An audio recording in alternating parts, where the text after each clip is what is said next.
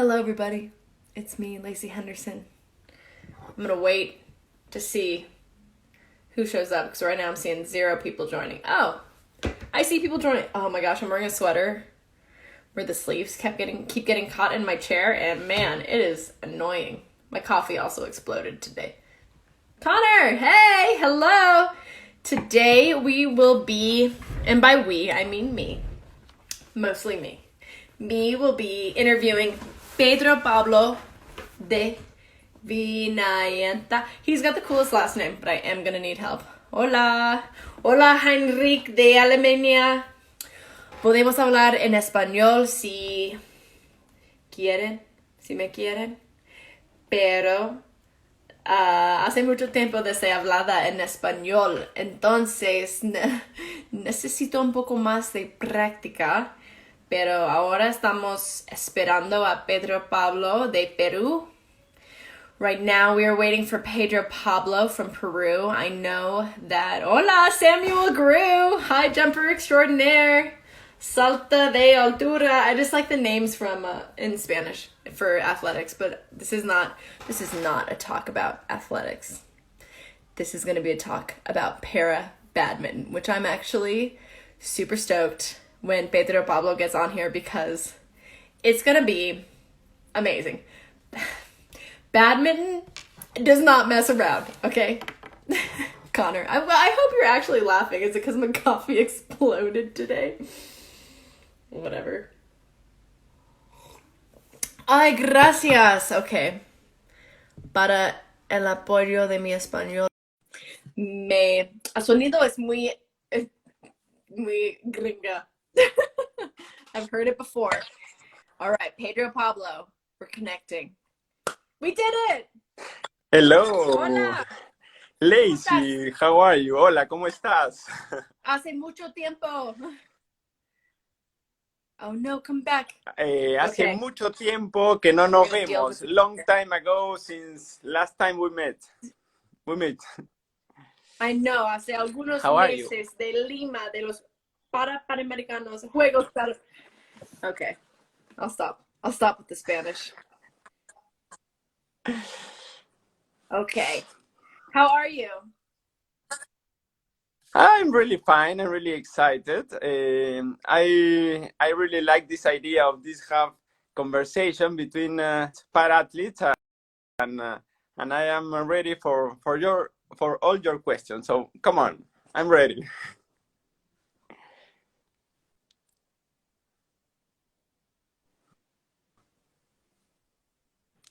Okay.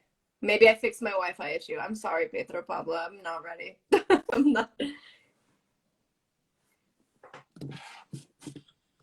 Come back. Lacey? Yes. I think we're good. Yes, we get it. Tenemos algunos problemas de tecnología, but I think we have del Wi-Fi, but I think we are good now. Whew.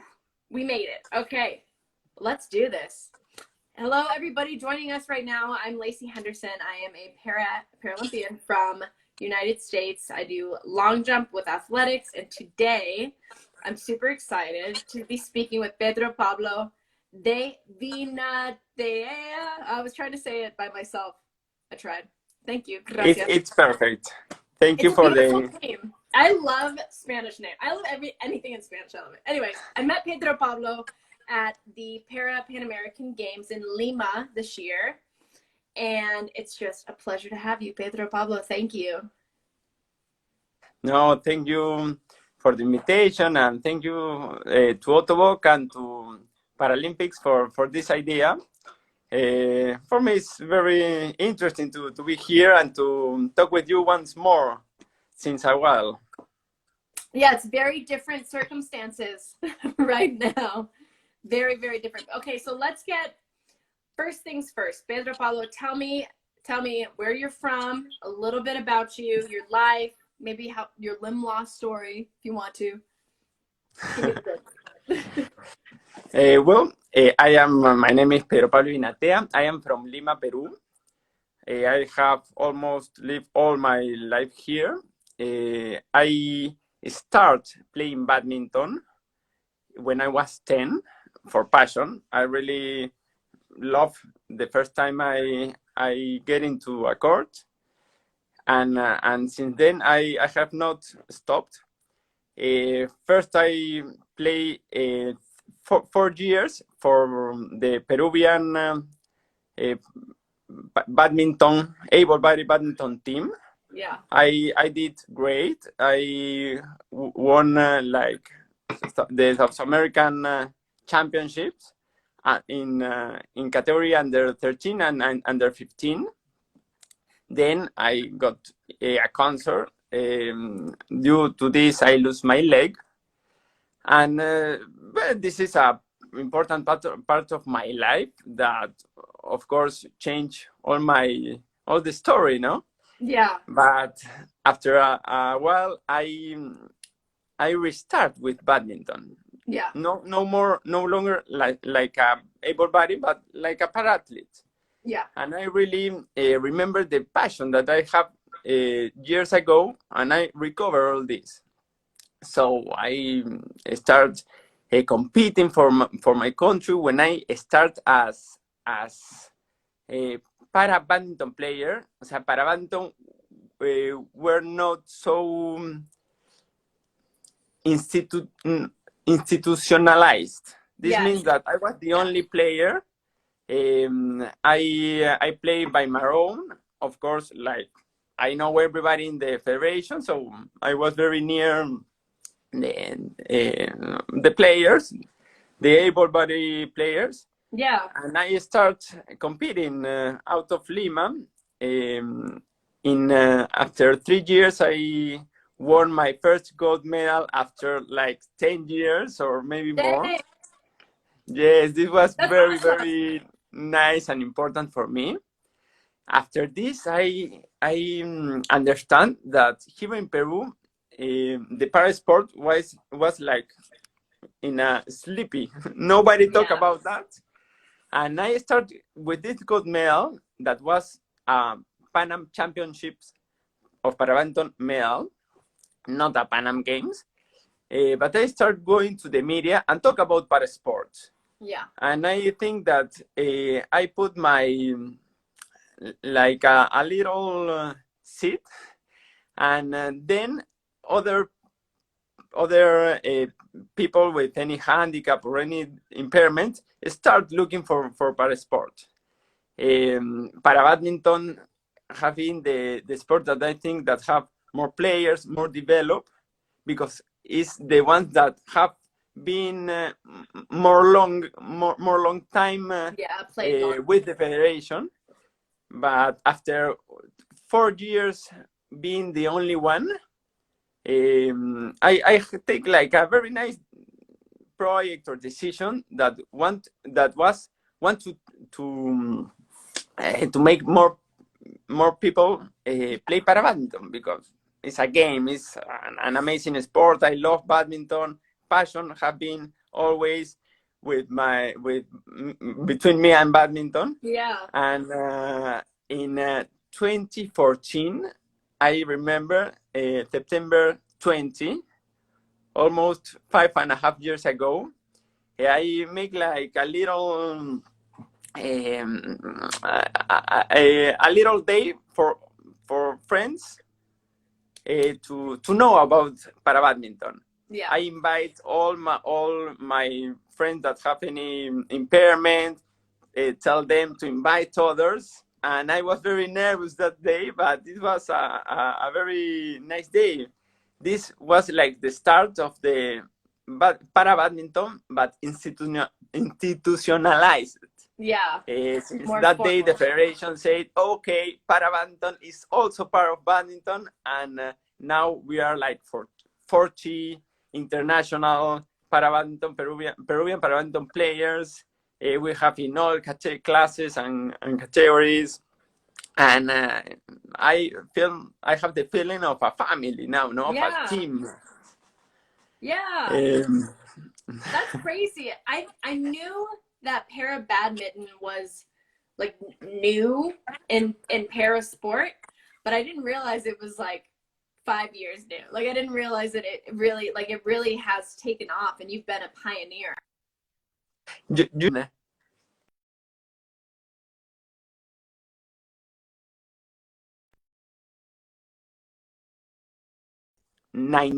2019,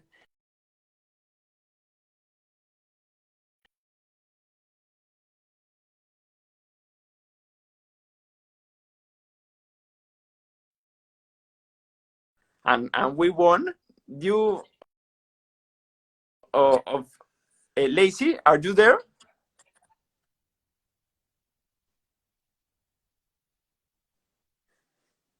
Uy.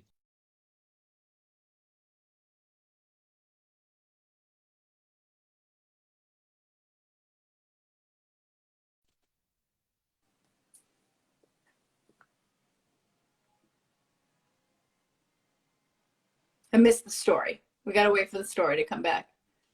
Okay. Yeah. Man. Yeah. Okay. So when you had, I lost you right at in 2013 when you went to represent for the bid. Yes. And we won.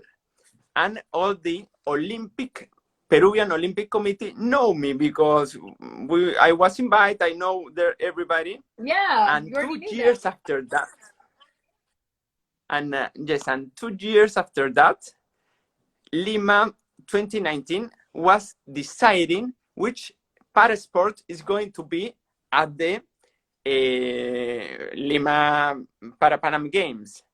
Yeah. And this was a very nice situation because Tokyo is going to be the first Paralympics in which Badminton is going to be, and Lima have been the first Parapanam Games in which Badminton have been. Yeah. So this is like really like a dream getting truth. Yeah, you've made history. You've literally made international para badminton history, which is incredible because one, it moved very fast, and then now we have. Let's talk about Tokyo. I don't know if that's a sore subject. I think everybody's a little hurt about what's happening right now in Tokyo. We have to speak about Tokyo. Yeah. But it's exciting. So Tokyo. So I didn't realize that para badminton. So I knew taekwondo, but I didn't realize para badminton was like this was its debut Paralympic games. These are going to be the first Paralympics for para badminton. Yeah. To be honest, I'm still in the race. I'm not qualified yet. Yes, it will depend in some things. Yeah. But I really want is like how to finish my happy dream, my goal, I don't know, my everything.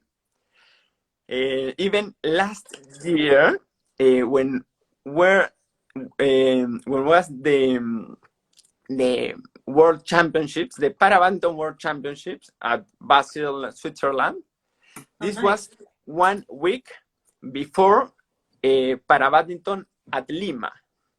Oh, wow. And I was like, for me, Lima has been my most important goal. Is my country. It is going to be the first time that parasport is going to be all around my country for 2 weeks, and I make the decision not to go to the World Championships, even that this make me be like the World Championships is the tournament that gives you more points during the road to Tokyo. Yeah. And this was like something I sacrificed. Of course, I reconfirm that it was a good decision due to the result. Yeah. But well, Lima gold medal was my main goal, and now what I almost left is to compete in a Paralympics. Yeah. I have dreaming this since I was a boy, no? To be part of one. Yeah, of like an Olympic, Paralympic team. Because you've known about badminton has been an Olympic sport for a really long time, but para badminton is relatively new. Absolutely new. Yes. Yeah, and I didn't realize that you like missed out on world champs for Lima, but Lima was like I don't this may not be popular, but I almost liked Lima more than I liked Rio. Like in a lot of our I loved the Lima Para Pan American Games. That was Lacey, thank you so very much. I swear, I'm not just doing this for you. I'm doing it for me, but you also. But I loved it. I really did love Lima. And what I wanted to ask was before Lima got the Para Pan American bid, what was the mindset of disabled sport in Peru or in South America in general? In Peru and almost all countries of South America, maybe not Brazil, maybe not Colombia, but I think that even Peru, a little delay from other South American countries, it was like unknown. A few people know about this. We have not like an official National Paralympic Committee. The last time I heard the parasport word in the TV was when in Sydney Paralympics we have a Peruvian swimmer that won a gold medal, and in a S3 category, S3 class. And like for 10 or a little more years, I have never heard nothing about parasport. And also the disability, the impairment seems like something and not very normal. Yeah.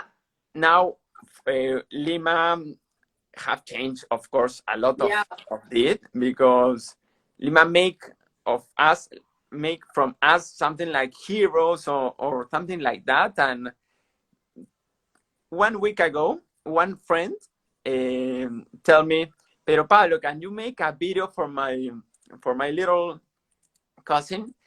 And he gave me a piece of sheet, a paper, where he was writing something about parasport, and the question was, "Do you know any athlete with prosthesis?" And he starts putting the names of the Badminton players, and for me that was like amazing. Yeah, you're like, people know us. Like people know. I just remember because where I learned Spanish when I lived in Argentina, like they never spoke about disability, and like that was just never like, it was almost something people didn't like speak to at all. And I just like, I'm very curious to see how, Rio and even Lima now has changed just the mindset, I think, culturally of disability in Latin America. Yes, it have help a lot, and I'm feeling like part of all this change. Of course, I'm talking about me, but there are a lot of other para athletes that we are like all ambassadors of this change, of this purpose. Yeah. Well, and I think like I saw something in the comments too. It's very difficult to compete in a more unpopular sport, but so rewarding. And I think, who said that? Thank you, Jamie. Jamie Gain, adaptive athlete. And I agree. I think that there's something to be said for the people striving for the sports that get overlooked. And like that's something about badminton. So I didn't know very much about badminton. I think like people that are outside of the badminton world thinks it's like a leisurely yard sport. And then when I watched you play and I've seen other videos, I'm like, holy smokes, these badminton players are some fierce fighters out there. Can you just explain the general rules of badminton? Yes. We in this Occidental part of the world, Europe and America, all America, we have like tennis, the most popular racket sport. But in the other part of the world, Asia, the tennis of Asia is para badminton. The main difference is that you play with a shuttle. I have here. You have a shuttle. Uh, I thought there's they a. were birdies. It's a little. I will bring it. Okay. 2 seconds. Okay. Now we get to see the little shuttle. I did live in Argentina. Yeah. I lived in Buenos Aires. All This right. is a shuttle. Badminton and Oh. Paralympics is the same shuttle. I also have a racket here.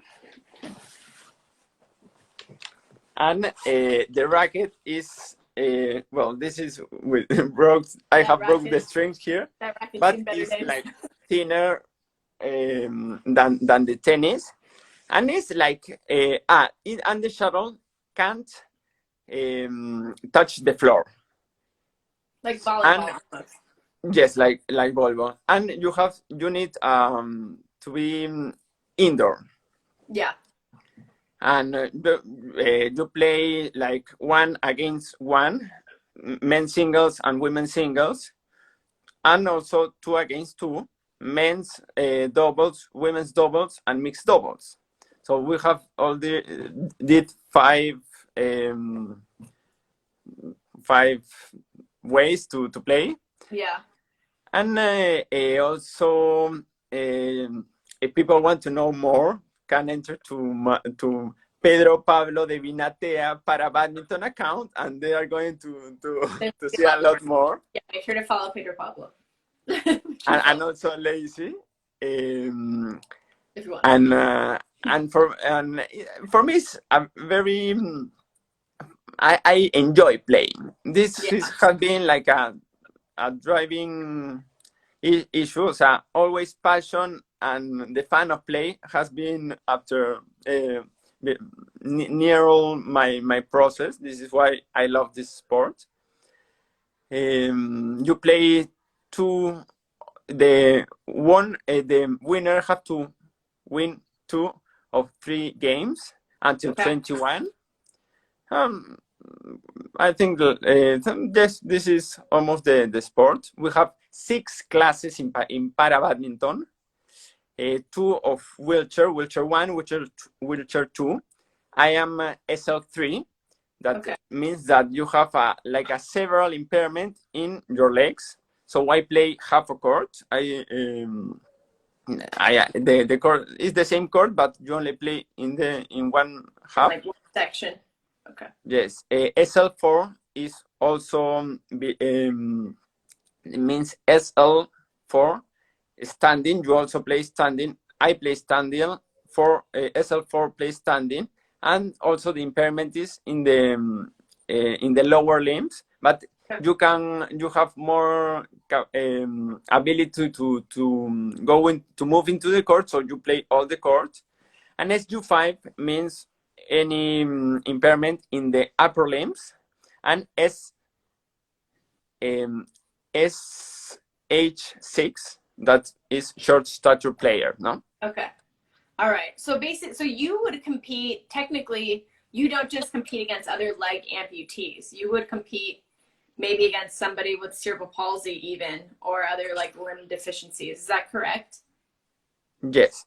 Like 20 or 30% of my classes, male players of my class, have prostheses. Most of them have different impairments. Yeah. This is like a little disadvantage, but I mean, it's part of it, no? And for me, it's like better to feel better when I won, no? When I win. Well, and it's also just a part of sport. Like, I think I'm in a class too where we like are just now separating double leg amputees, or not still, because of the numbers. Like, it comes down to numbers, which like you try your best, but it also, parasport is still very, very young, just in general, globally. So para-badminton's like the brand new newborn baby of parasport, of the already young sport. So Tokyo was supposed to be para-badminton's debut into Paralympics, into like an actual Paralympic Games, but we are postponed right now. How How is it going with the postponement? It was like, first, it was a little difficult because I am 32 and I have also other responsibilities. So for me to finish this cycle, it's going to be like an important issue, and this don't means that I'm going to retire, but I also have to start another things. Yeah. This postpone means that I have to adapt some part of my life that are not sport, but I still have the dream of be part of Tokyo. So now I am training during the lockdown like almost never before, but I still have the motivation, no? Yeah, which is important. Also, yes. This is. Yeah. What does training in lockdown look like for you? It have changed a lot during these 8 weeks. First two were very difficult, but then I like take courage and I said these are not going to be 2 weeks, maybe more. Yeah. And I start to increase my the different trials or the and now I'm training like almost all muscles every day, and I have the feeling of finish without energy after each training. So this make me feel happy because even we have this difficult situation, I am going on, no? Yeah, you have good training sessions still, which is important. Yes. So what's the city of Lima, what is Peru like right now during the lockdown, during coronavirus? What restrictions do you have? Peru have one of the most several lockdown. We can't go outside our house, our home, since 8 p.m. until 4 a.m. of the next day. The same for all Sunday. 3 weeks ago, we have something like that, and men's have can only go out 3 days a week, and women 3, but they retire this issue. Yeah. This. And but we are inside of our house. No, we only have permit to go out to take some food or to the, only go to the market to buy things for it and survive. Yeah. And this week, the restaurants have started to work only delivering or to take. Mm-hmm. Next Monday, or so tomorrow, boys can go outside 30 minutes a day to take some air. But I think that the worst part have already happened. I have this. I feel positive about that. Yeah. And yes, slowly, no, I think yeah. Slowly but surely it will come back, and I mean that's all you can do. And I mean you have to be creative, I'm sure, with training and all of that, and just like you said, having that positive mindset and still finding that motivation. What's like, is it the dream of finishing like para badminton into a Paralympic Games that motivates you? What is it that really motivates you to keep training, keep pushing forward? Keep training during the lockdown. That is a special situation. My 80% of motivation is to be fit, to restart competing, and to try to qualify to Tokyo. Be ready, so, my other big my other big motivation is to play badminton, but for now it's impossible, no? Yeah, you're like, it's fun for me. But I think people don't realize, like, there's a lot of teams we're like the team, like the Tokyo team is not decided yet. Like most people in athletics, it is not, we have not qualified. Like we are not on the team. So it will be very interesting moving forward, I guess, getting ready for Tokyo 2021 and everything after, how that's going to look. But just like you said, you have to be prepared. You have to train to be able to be ready when the time comes to perform. But speaking of like the future, where do you see para badminton's future? Maybe with you, or maybe when you've moved on from it, where do you see it going? The sport have developed a lot. Yeah. I think that this is going to continue this process. I would like, if I once be part of this technical, or be part of the federation or something like that, I would like to make the para badminton more popular. Yeah. I think that is a really fun sport that is very, it's not as known as it should. Yeah. And I think that sport is going to continue development and get more adept Yeah. to this.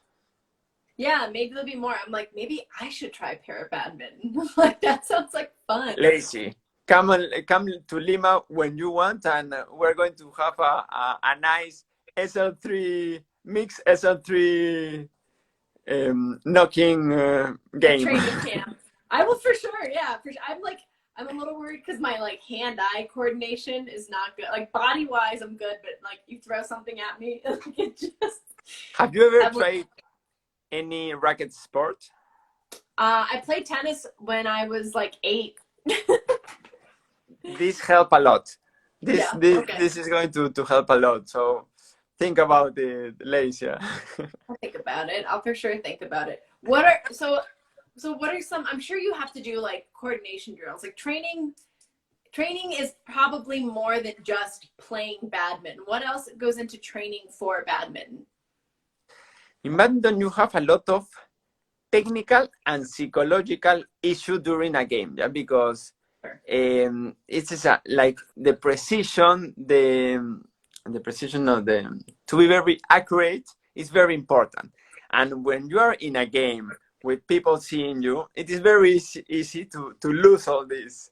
Yeah. So part of the training is to make like the same shot a lot of times, then with a bigger degree of difficult and a lot of steps. It is very important not to run all over the court. It is important to save energy.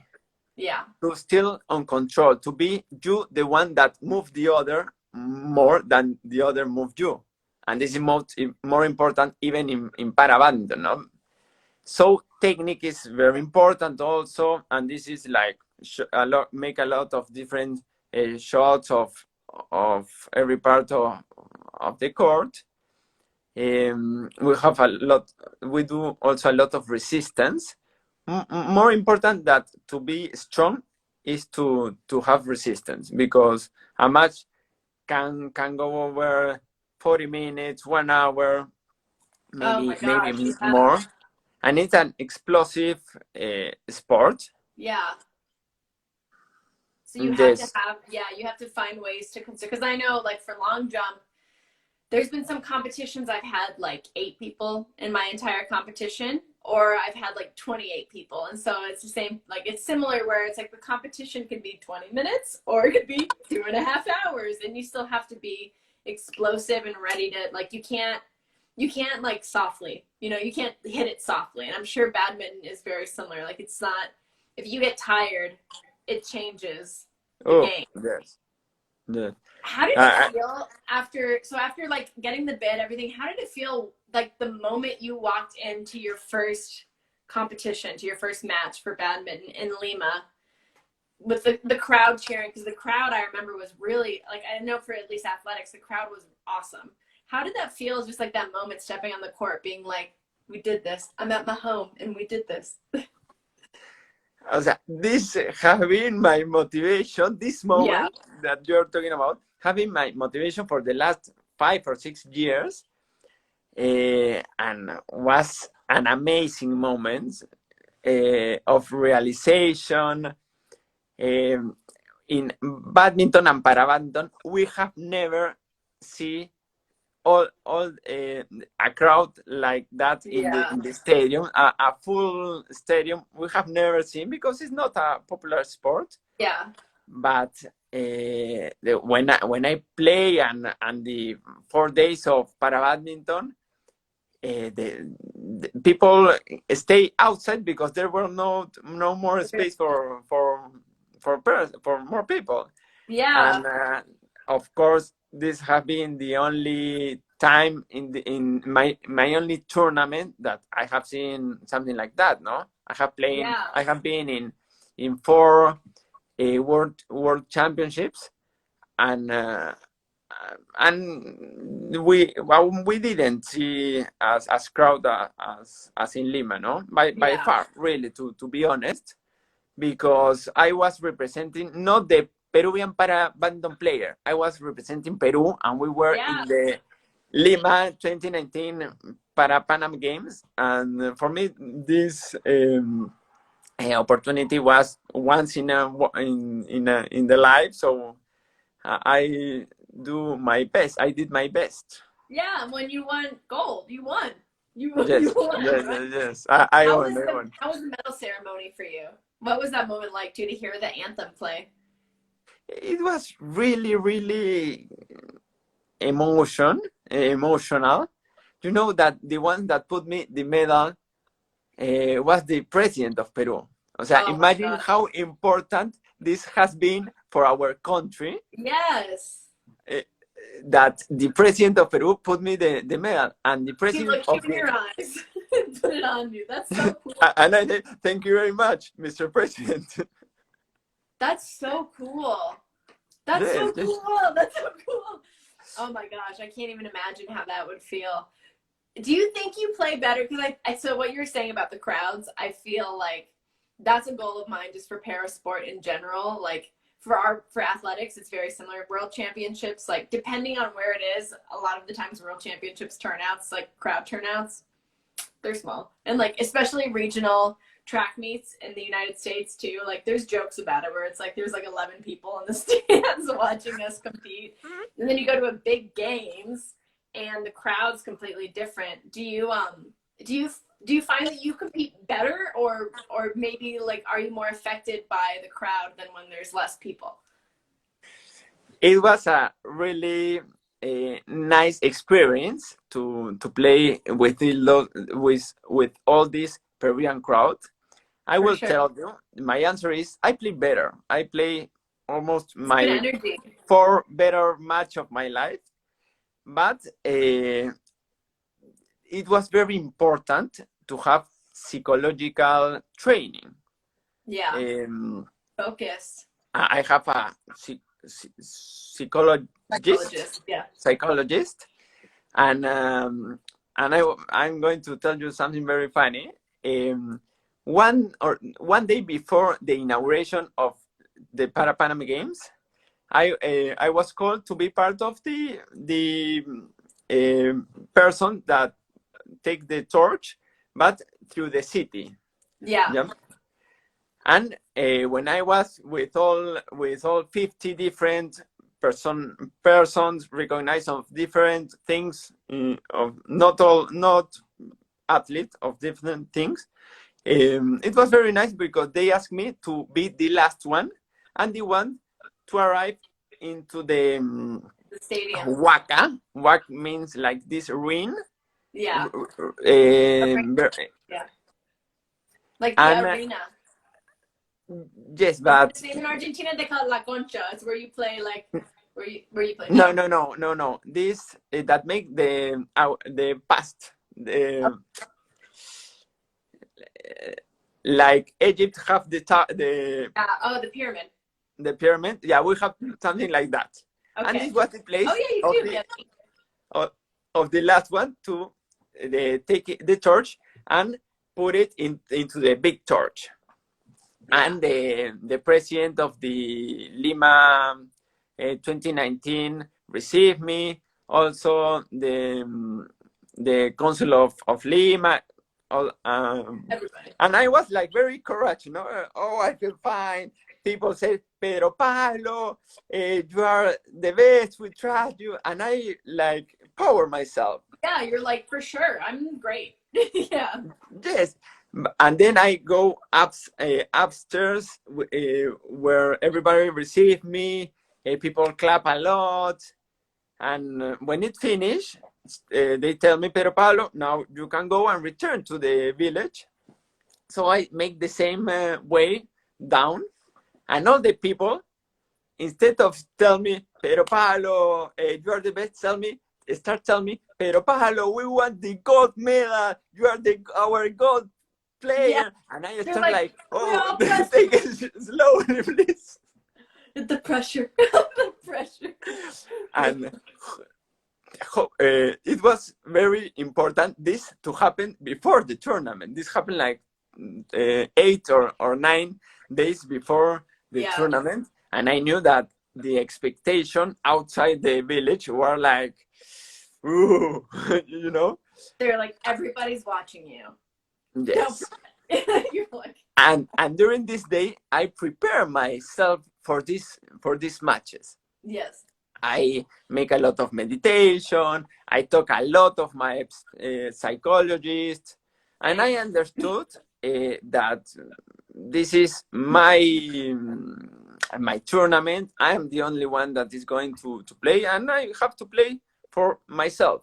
I know that I also want to play for my country and all this, but during the match, I have to play for myself. Yeah. Not to be aware of the crowd. No, just me, point by point, and not thinking in the finish, not thinking in the next game. No, point by point, and this helped me a lot. Yeah, sports psychologists. Because I have a sports psychologist as well. If there is one secret thing to help you in sport, I feel like it's psychology.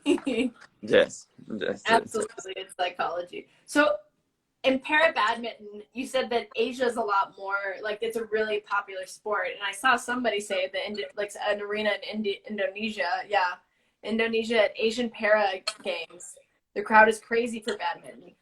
Is there like one country in particular that's really, really competitive in para badminton? Yes. There are like 4 or 5 Asian countries. In badminton and in para badminton are very similar. The first is China, then Indonesia, Korea. Denmark is an European country, but in this country the sports have developed a lot. Yeah. But then Japan and a lot of Asian countries, no? Yeah. So what do you have any expectation, or do you anticipate anything coming into Tokyo, like for the crowd or for the competition or anything? So my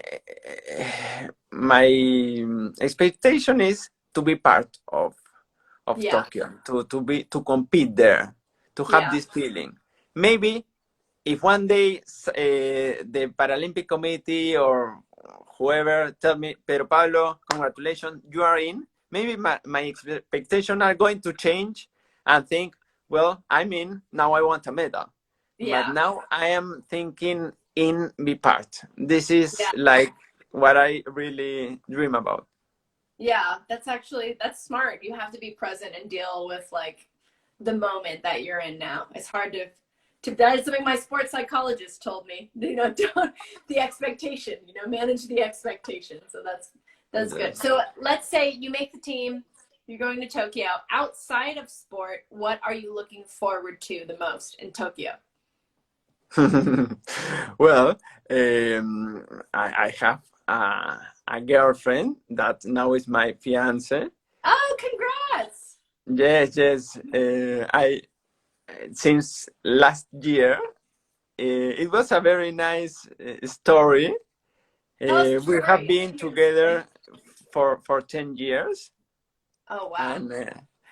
And last year, I asked her to be my wife. We want to marry next year, maybe May or April. This lockdown can change a little the plans, but the thing that is not going to change is that we are going to get married. Yeah. Married.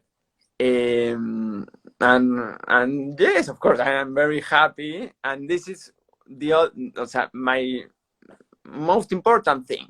So, and I have to make compatible. Sorry for my English. This my future family, my future wife, and my sport. No. Mm-hmm. Yeah, you have to make space for all of it. So, first of all, congrats. I'm very happy for you. Thank you very much. 10 years together, what's another year waiting, What's another year? Yes, and yes, she was in London studying, and she arrived 2 days before they closed the airport. Oh, so wow. It was a very difficult situation. Now she's here in Lima. We have seen only a few times during the lockdown, but we are waiting this to finish in order to have a little, to be more together, no? Yeah, to be more of a couple together again. Yes, so during lockdown, I know you mentioned briefly there are other things, other projects, maybe that you are possibly working on outside of sport. Can you tell me about any of those other things that you are doing outside of sport? Of course. What I do now, I occasionally have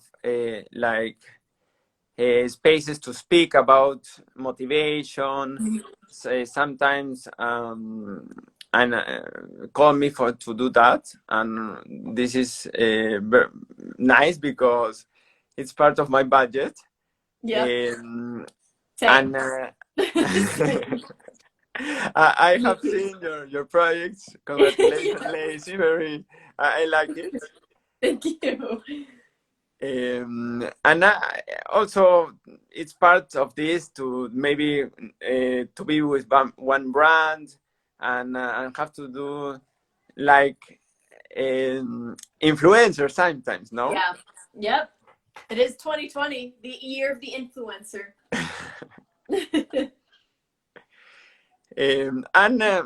When and after I finish like competitive para badminton, I don't know. I study economics, so I have maybe an option to look for a job.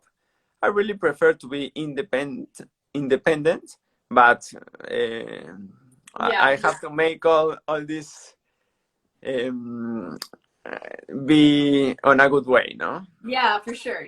¿Qué vas a hacer? Especially if you have a family. What are you gonna do? You have to gotta find a way to make it work. And I think anybody that pursues especially sport with a disability and just humanity in general, you realize like there's always a creative way to make it work. I agree. So after lockdown, what's the first thing you want to do? What are some of the things you want to do immediately after lockdown? I want to go, of course, to a badminton court and start knocking and have a nice match with some of my friends. I would like to go to a restaurant that I love here. It's called Cantarrana. If you come, I will take you to Cantarrana to eat ceviche. Amazing one.